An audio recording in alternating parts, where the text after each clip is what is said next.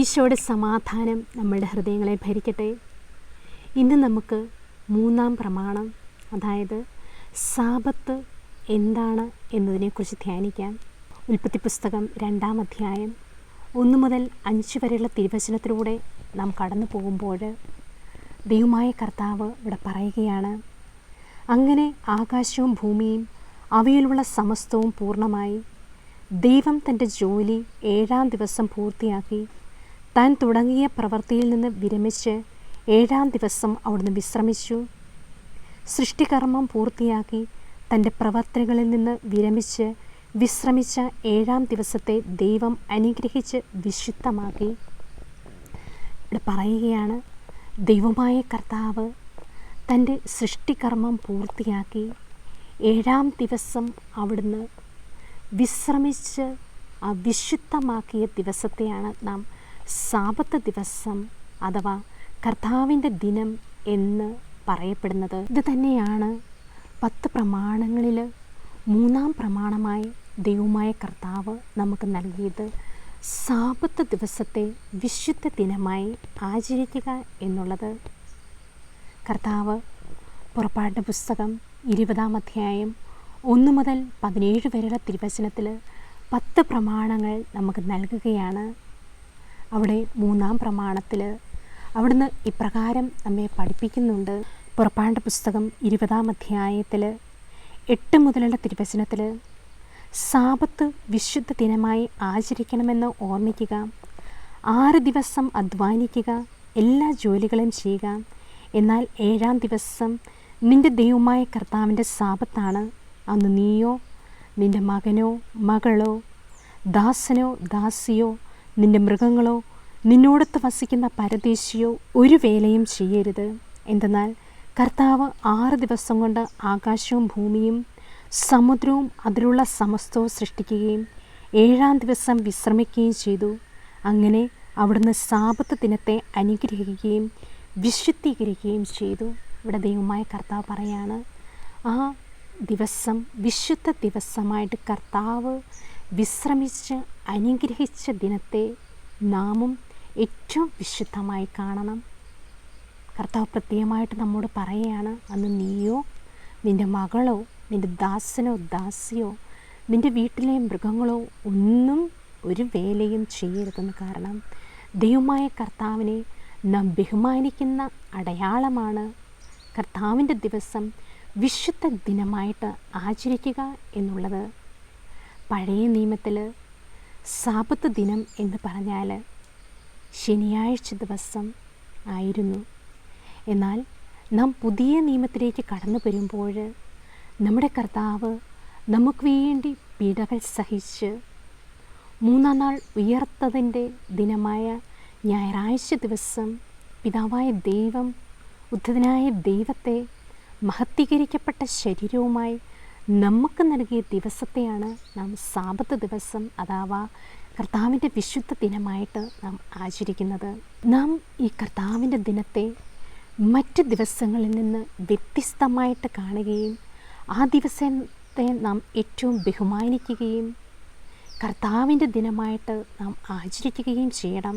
Ezekiel പ്രവാചകൻ്റെ പുസ്തകം 20-ാം അധ്യായം 20-ാം തിരുവചനത്തിൽ കർത്താവ് നമ്മോട് പറയുകയാണ്, ഞാനാണ് നിങ്ങളുടെ ദൈവമായ കർത്താവ്. എൻ്റെ കൽപ്പനകൾ അനുസരിക്കുകയും എൻ്റെ പ്രമാണങ്ങൾ ശ്രദ്ധയോടെ പാലിക്കുകയും ചെയ്യുക. നിങ്ങളുടെ ദൈവമായ കർത്താവ് ഞാനാണ് എന്ന് നിങ്ങൾ ഗ്രഹിക്കാൻ വേണ്ടി നിങ്ങൾക്കും എനിക്കുമിടയിൽ ഒരു അടയാളമായി എൻ്റെ സാബത്തുകൾ നിങ്ങൾ വിശുദ്ധ ദിനമായി ആചരിക്കുക. ഇവിടെ പറയുകയാണ്, ദൈവമായ കർത്താവിനും നമുക്കും ഇടയെ ഒരു അടയാളമായി സാബത്ത് ദിവസം നമുക്ക് തരികയാണ്. എന്താണ് ഈ അടയാളം എന്നാൽ, അടയാളങ്ങൾ എപ്പോഴും സൂചിപ്പിക്കുന്നത് മറ്റൊന്നിലേക്കാണ്. നമുക്കറിയാം, ഓരോ സ്ഥലത്തേക്ക് നമ്മൾ കടന്നു വരുമ്പോൾ ഓരോ സ്ഥലത്ത് എത്തണമെങ്കിൽ ഓരോ അടയാളങ്ങൾ നമ്മൾ പറയും. ഇന്ന സ്ഥലത്ത് ഈ അടയാളമുണ്ട്, ഇവിടെ നിന്ന് ലെഫ്റ്റ് അല്ലെങ്കിൽ റൈറ്റ് തിരിയുമ്പോഴാണ്, ആ വഴിയെ പോകുമ്പോഴാണ് നാം ഇന്ന സ്ഥലത്ത് എത്തുന്നതെന്ന്. ഇതുപോലെ ദൈവമായ കർത്താവ് നമുക്കും ദൈവത്തിനുമിടയിൽ നൽകുന്ന ഒരു അടയാളമാണ് കർത്താവിൻ്റെ സാബത്ത് ദിവസം. ഈ സാബത്ത് ദിവസം അത് നമ്മളെ നയിക്കുന്നത് സ്വർഗരാജ്യമെന്ന ആ അടിസ്ഥാനത്തിലേക്കാണ്. എന്താണ് ദൈവരാജ്യം? റോമാക്കാർക്കെഴുതിയ ലേഖനം 14 അധ്യായം 17 തിരുവചനത്തിൽ കർത്താവ് പറയാണ്, ദൈവരാജ്യം എന്നാൽ ഭക്ഷണവും പാനീയവുമല്ല, പ്രത്യുത നീതിയും സമാധാനവും പരിശുദ്ധാത്മാവിലുള്ള സന്തോഷവുമാണ്. നമ്മൾ നീതിയിലും സമാധാനത്തിലും ആ ഉള്ളിൽ പരിശുദ്ധാത്മാവ് നമ്മളിൽ വന്നു കഴിയുമ്പോൾ ദൈവരാജ്യം നമ്മളിൽ വന്നു കഴിയുകയാണ്. അപ്പോൾ ഈ സാബത്ത് ദിവസം വിശുദ്ധമായിട്ട് എങ്ങനെ ആചരിക്കണമെന്ന് യെശയ്യാ പ്രവാചകനിലൂടെ കർത്താവ് നമ്മോട് പറയുകയാണ്. 58 അധ്യായം 13 14 തിരുവചനത്തിൽ, സാബത്തിനെ ചവിട്ടി മെതിക്കുന്നതിൽ നിന്നും എൻ്റെ വിശുദ്ധ ദിനത്തിൽ നിൻ്റെ ഇഷ്ടം അനുവർത്തിക്കുന്നതിൽ നിന്നും നീ പിന്തിരിയുക. ഇവിടെ പറയാണ്, സാബത്തിനെ ചവിട്ടി മെതിക്കുന്നതിൽ നിന്നും എൻ്റെ വിശുദ്ധ ദിനത്തിൽ നിൻ്റെ ഇഷ്ടം അനുവർത്തിക്കുന്നതിൽ നിന്നും നീ പിന്തിരിയുക. നാം കണ്ടു, സാബത്ത് കർത്താവ് വിശ്രമിച്ച് അനുഗ്രഹിച്ച് മാറ്റിവെച്ച ദിവസമാണ്. ഈ ദിവസത്തിൽ നമ്മുടെ ഇഷ്ടങ്ങൾ അനുവർത്തിക്കുന്നതിൽ നിന്ന് നാം പിന്തിരിയുക. അവിടെ നമ്മുടെ ഇഷ്ടങ്ങളല്ല, ആ ഞായറാഴ്ച ദിവസം മറ്റ് 6 ദിവസങ്ങൾ കർത്താവ് നമുക്ക് വേണ്ടി തന്നു. നമുക്ക് ജോലികളെല്ലാം ചെയ്യാം. പക്ഷേ ഈ സാബത്ത് ദിവസം, കർത്താവിൻ്റെ ദിവസം, ഞായറാഴ്ച ദിവസം നാം വിശുദ്ധമായിട്ട് ആചരിക്കാൻ തുടങ്ങിയാലോ, കർത്താവിൻ്റെ ദിനമായിട്ട് ആ വിശുദ്ധ ദിനത്തെ നാം ബഹുമാനിച്ചാലോ?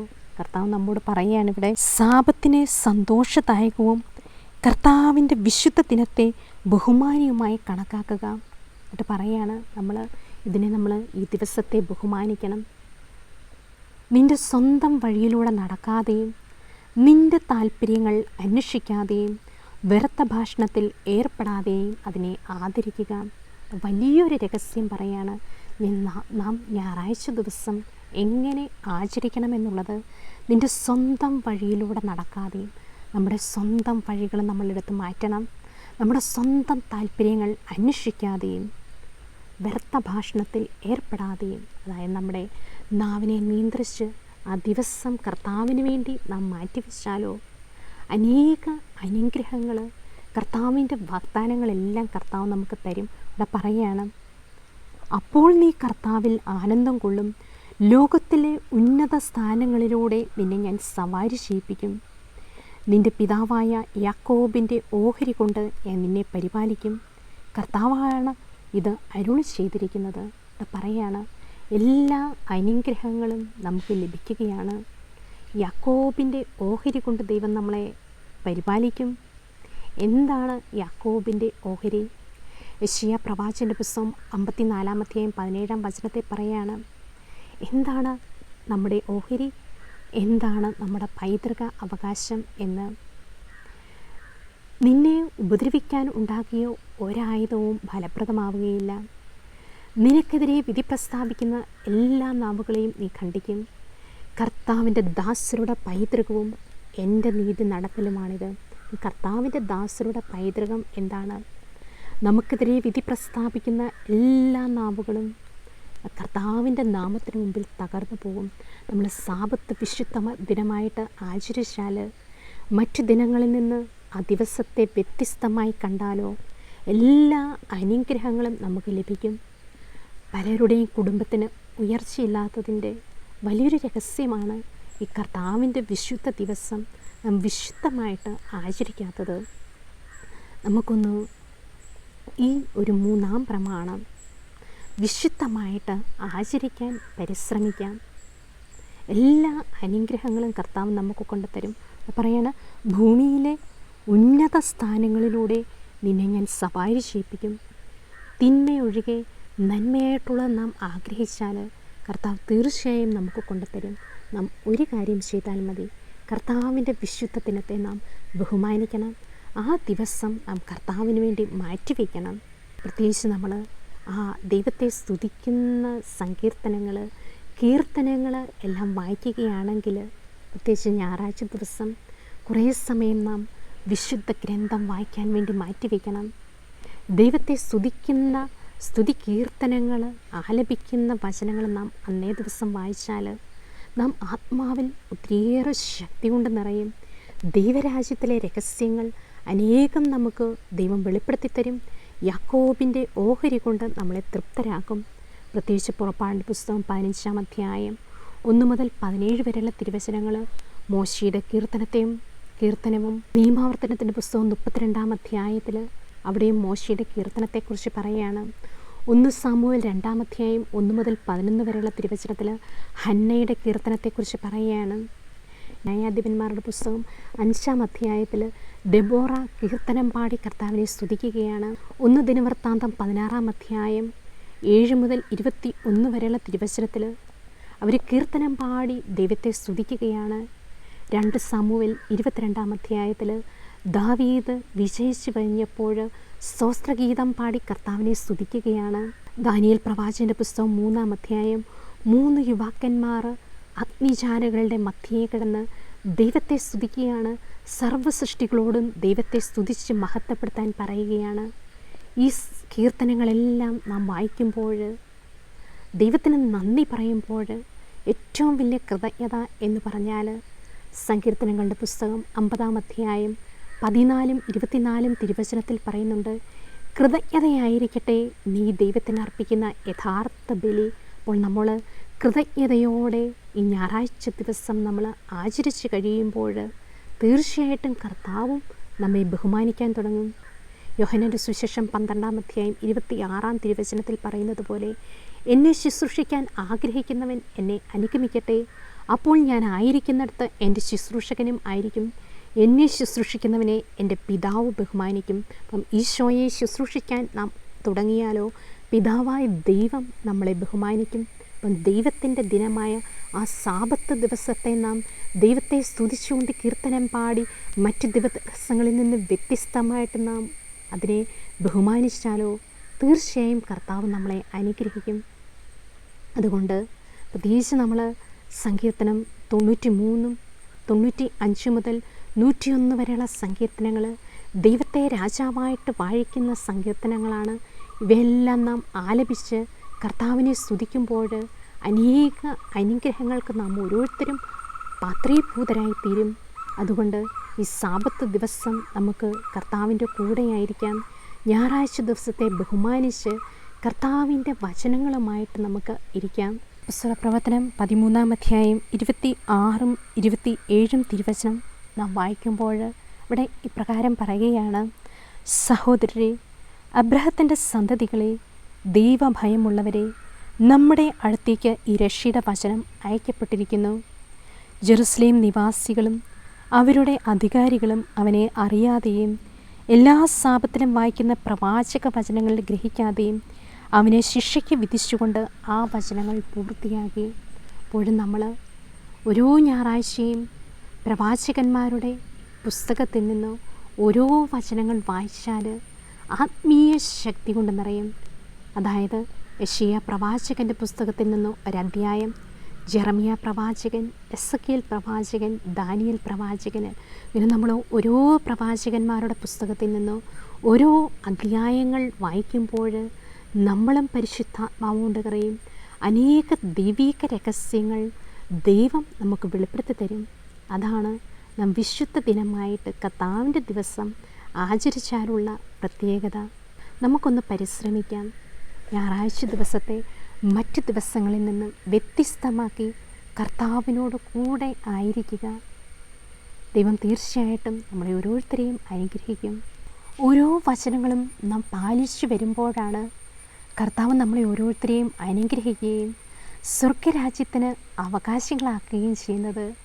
തോബിത്തിൻ്റെ പുസ്തകം 13-ാം അധ്യായം 16-ാം വചനം നാം വായിക്കുമ്പോൾ ഇവിടെ പറയുകയാണ്, ഇന്ദ്രനീലകവും മരതകവും കൊണ്ട് ജെറുസലേം പണിയപ്പെടും. അവളുടെ മതിലുകൾ അനക്കരത്നങ്ങൾ കൊണ്ടും ഗോപുരങ്ങളും കൊത്തളങ്ങളും തനി സ്വർണം കൊണ്ടും നിർമ്മിക്കപ്പെടും. ഇവിടെ പറയാണ്, ഇന്ദ്രനീലകവും മരതകവും കൊണ്ട് ജെറുസലേം പണിയപ്പെടും.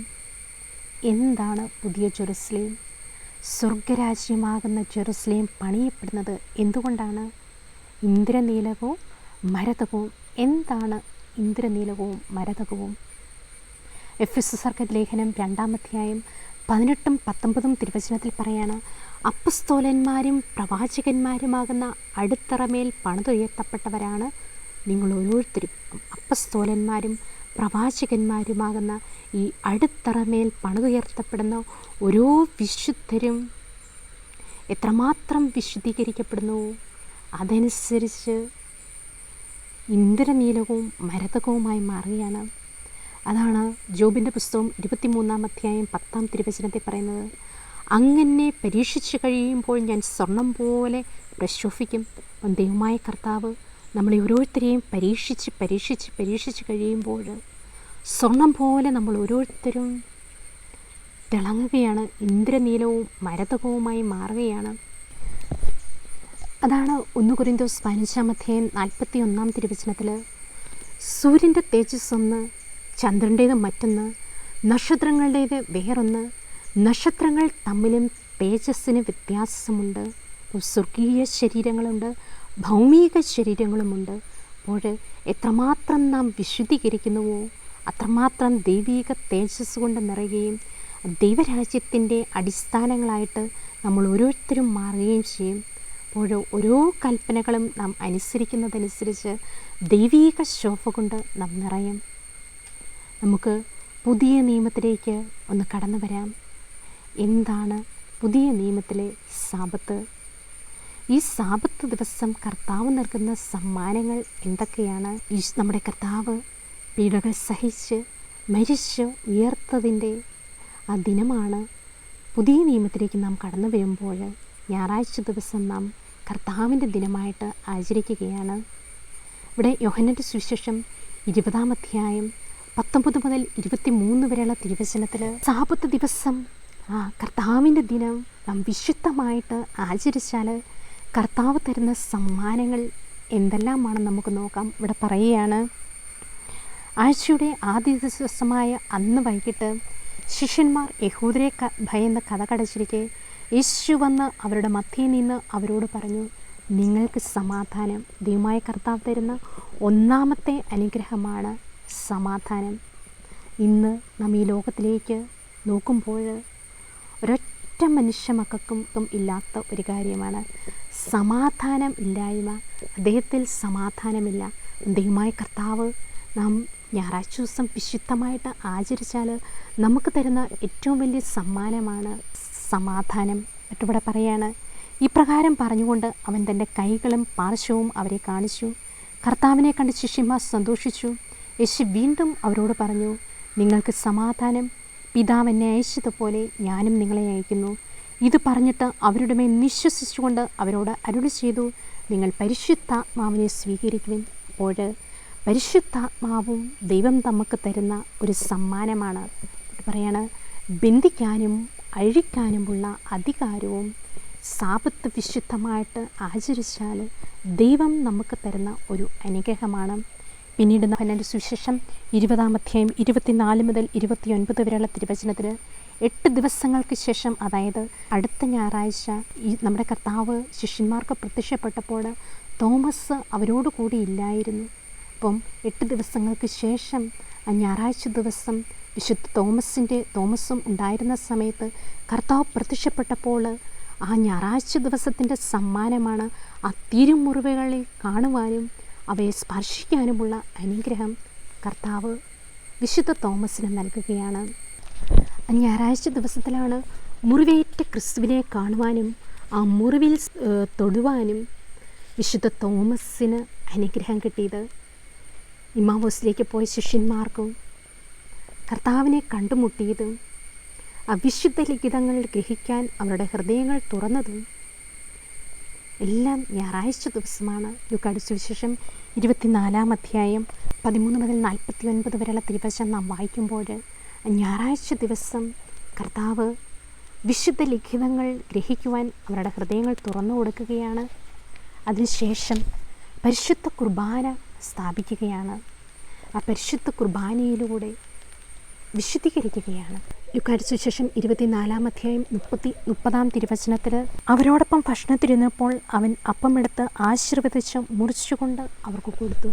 ഉയർത്തെഴുന്നേറ്റ ശേഷം പരിശുദ്ധ കുർബാന അവർക്ക് നൽകുന്നതും ഞായറാഴ്ച ദിവസമാണ്. പറയാണ്, വഴിയിൽ വെച്ച് വിശുദ്ധ ലിഖിതങ്ങൾ അവർക്ക് വിവരിച്ചു കൊടുക്കുകയാണ്. ഞായറാഴ്ച ദിവസം വിശുദ്ധ ലിഖിതങ്ങൾ ഷെയർ ചെയ്തുകൊണ്ട് അവരുടെ ഹൃദയത്തെ ദൈവം ജ്വലിപ്പിക്കുകയാണ് ചെയ്യുന്നത്. 24-45 തിരുവചനത്തിൽ പറയുകയാണ്, വിശുദ്ധ ലിഖിതങ്ങൾ ഗ്രഹിക്കാൻ തക്കവിധം അവരുടെ മനസ്സ് അവൻ തുറന്നു കൊടുക്കൂ. അത് ഞായറാഴ്ച ദിവസം വിശുദ്ധ ലിഖിതങ്ങൾ ഗ്രഹിക്കാൻ തക്കവിധം അവരുടെ മനസ്സ് കർത്താവ് തുറക്കുകയാണ്. എന്നിട്ട് പറയാണ് 49 തിരുവചനത്തിൽ, ഇതാ ദാവിൻ്റെ വാഗ്ദാനം നിങ്ങളുടെ മേൽ ഞാൻ അയക്കുന്നു. അപ്പോൾ ആ വാഗ്ദാനമായ പരിശുദ്ധാത്മാവിനെ ശിഷ്യന്മാർക്ക് നൽകുന്നതും കർത്താവിൻ്റെ ദിനത്തിലാണ്. അപ്പോൾ ഈ കർത്താവിൻ്റെ ദിനം നമുക്ക് വിശുദ്ധമായിട്ട് ആചരിക്കാം. ആദിമ ക്രൈസ്തവ സമൂഹത്തിലേക്ക് നാം കടന്നു പോകുമ്പോൾ ഞായറാഴ്ച ആചരിക്കാത്ത ഒരു ദിവസം അവരെ സംബന്ധിച്ചിടത്തോളം അവർക്ക് ജീവിക്കാൻ പോലും പറ്റാത്ത ഒരു അവസ്ഥയായിരുന്നു. അപ്പം നമുക്കും വിശുദ്ധ ദിനമായിട്ട് കർത്താവിൻ്റെ ദിനം ആചരിക്കാം. അതിനുള്ള അനുഗ്രഹം കർത്താവ് നമുക്ക് ഓരോരുത്തർക്കും നൽകട്ടെ. ബെനഡിക്റ്റ് 16 മാർപ്പാപ്പ പറയുകയാണ്, ഞായറാഴ്ചയ്ക്ക് ഒരു ആത്മാവുണ്ട്, നമ്മുടെ ആത്മാവിനും ഒരു ഞായറാഴ്ച ആവശ്യമാണ് എന്ന്. നമുക്കും ആ ഞായറാഴ്ചയുടെ ആത്മാവിനോട് ചേർന്ന് നമ്മുടെ ആത്മാവിനെയും പുനരുദ്ധരിക്കാം. അപ്പം നമ്മളും ഞായറാഴ്ച ദിവസം ഏറ്റവും വിശുദ്ധ ദിനമായിട്ട് നമുക്ക് ആചരിക്കാം. കർത്താവിൻ്റെ ആ കൽപ്പനകൾ നമുക്ക് പാലിക്കാം. അതിനുള്ള അനുഗ്രഹം ദൈവമായ കർത്താവ് നമുക്ക് തരട്ടെ. മത്തായിയുടെ സുവിശേഷം 28 അധ്യായത്തിലൂടെ നാം കടന്നു പോകുമ്പോൾ 5 തിരുവചനത്തിൽ ആ ദൂതൻ പ്രത്യക്ഷപ്പെട്ട് പറയുകയാണ്, ക്രൂശിക്കപ്പെട്ടവനെ നിങ്ങൾ ഇനിയും ഇവിടെ അന്വേഷിക്കേണ്ട എന്ന്. ഞായറാഴ്ച ദിവസമാണ് ആ ക്രൂശിതൻ എന്ന പേര് നൽകിക്കൊണ്ട് മലാഖ ശിഷ്യന്മാരെ അറിയിച്ചത്. അപ്പോൾ നമ്മളും ഈ 1 കൊരിന്തോസ് 2 അധ്യായം 2 തിരുവചനം, ക്രൂശിക്കപ്പെട്ടവനെ മാത്രം നാം അറിഞ്ഞാൽ മതിയെന്ന് തീരുമാനം എടുത്തുകൊണ്ട് കർത്താവിൻ്റെ ദിവസം വിശുദ്ധമായിട്ട് ആചരിക്കാൻ നമുക്ക് പരിശ്രമിക്കാം. അതിനായിട്ട് ദൈവം നമ്മളെ ഓരോരുത്തരെയും അനുഗ്രഹിക്കട്ടെ എന്ന് പ്രാർത്ഥിച്ചുകൊണ്ട് ഈശോ മിശിഹായുടെ വാഗ്ദാനങ്ങൾക്ക് ഞങ്ങൾ യോഗ്യരാകുവാൻ സർവീസിൻ്റെ പരിശുദ്ധതയെ മാതാവേ ഞങ്ങൾക്ക് വേണ്ടി അപേക്ഷിക്കണമേ. ആമേൻ.